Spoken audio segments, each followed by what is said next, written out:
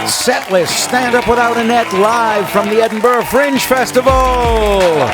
Comedians from around the world are coming on stage and they're going to riff on topics we gave them, zero preparation, making comedy out of thin air for your sadistic pleasure.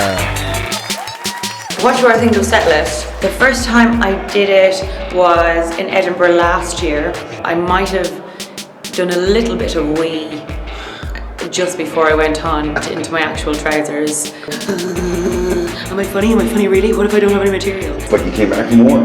I did come back for more. I'm like a heroin addict. It's not good for me. I know, I come back every time. Will you please welcome to the stage the brand new, never before seen set list of Aisling B.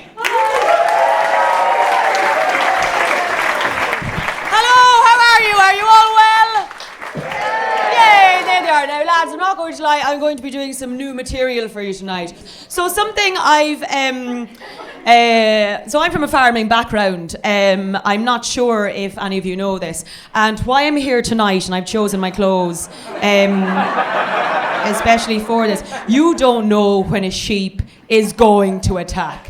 You don't know when, you don't know where. Where I'm from in Ireland is very much like Sparta. In Sparta, they used to leave a newborn baby out on a rock, and if he survived the night, then we'd know he was a strong baby.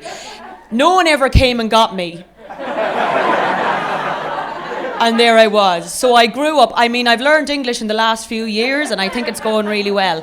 But I had to do what I can. I used to breathe in the moisture from the air, hoping it was like breast milk. I have no idea what breast milk actually tastes like. If anyone wants to volunteer, I'm not sure looking. You never tell looking at people's faces whether they're lactating or not.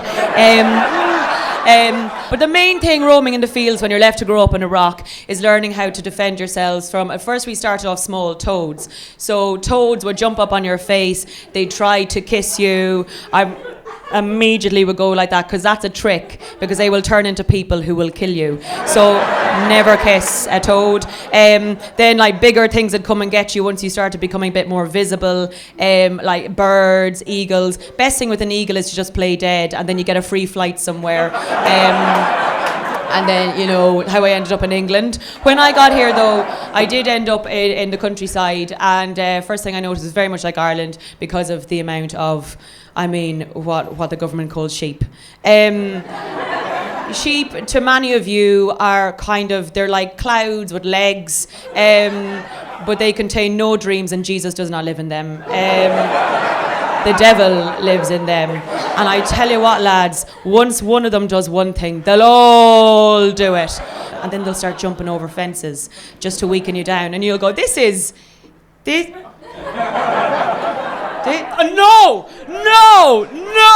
But the best thing to do is basically to dress like one of them. Take their skin, and it is their skin. You just get two sharp swords, and you twist them around each other in a mad sort of fashion. You realise you can't knit with swords, and you give all the wool to an old person. They will make you a jumper.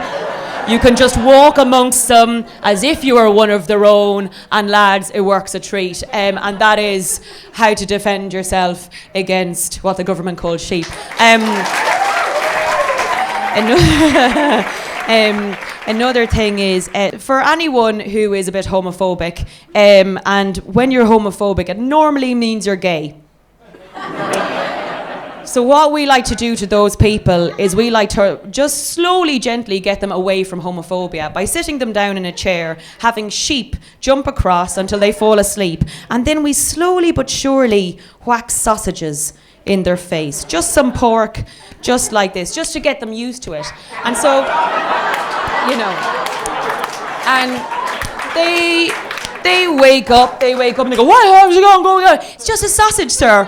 Oh God, I had the craziest dream. Yeah, go back to sleep. Boom, boom, boom. It's just to get rid of homophobia by slapping cock in a man's face. So there's no way to get out of that bit, really, was there? But I tell you something, and I'll tell you no more, lads.